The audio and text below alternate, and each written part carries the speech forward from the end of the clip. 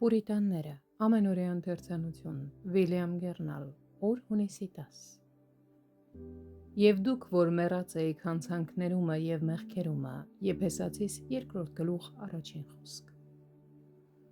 Պետք է լավ իմանանք, որ այն մարդը, որ Քրիստոսից և նրա շնորհից զուրկ վիճակում է, մերկ է և անզեն, ուստի անպատրաստ է պայքարելու Քրիստոսի պատերազմներում մեղքի և սատանայի դեմ։ Քրիստոսից դուրս գտնվող հոգին մերկ է և զուրկ է ամեն տեսակ զրահից, որով կարող էր պաշտպանվել մեղքի և սատանայի հարձակումներից։ Սկզբում Աստված մարդուն ստեղծեց լիակատար սպառազինությամբ, ճշմարիտ արդարության և սրբության մեջ, սակայն սատանան իր խորամանկությամբ զրկեց նրան այդ ամենից։ Այդ պատճառով, հենց որ առաջին մեղքը կատարվեց, գրված է, որ նրանք մերկ էին։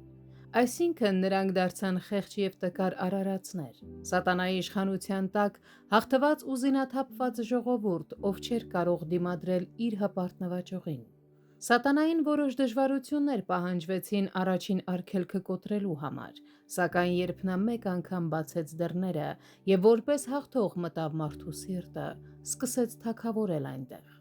Եվ ահա նրա հետևից մեղքերի մի ամբողջ բազմություն է ներս խուժում, առանց որևէ հարվածի կամ դիմադրության։ Մարդիկ իրենց մեղքերը խոստովանելու փոխարեն փորձում են թաքնվել ինչպես մեկը, ով գլուխը թփի մեջ է մտցնում։ Իրենց կամքով նրանք չեն ցանկանում մոտենալ Աստծուն, իսկ երբ չեն կարողանում փախչել նրանից, ինչպես են խուսափում նրանից։ Նրանք մեղքը մեկը մյուսի վրա են գցում պատասխանատվությունից խուսափելով, փոխարենը որ ողորմությունը փնտրեն, ինչի պատճառով էլ նրանց սրտերը արագ կարծրանում են մեղքի խաբեությունից։ Սա Ադամի յուրաքանչյուր որդու և դստեր ողբալի վիճակն է։ Սատանան մեզ գտնում է մերկ ու անպաշտպան և մեզ իր ստրուկն է դարձնում, մինչև որ Աստված իր զորավոր և արդյունավետ կոչով ազատում է մեզ սատանայի իշխանությունից և փոխադրում իր սիրելի որդու թագավորություն։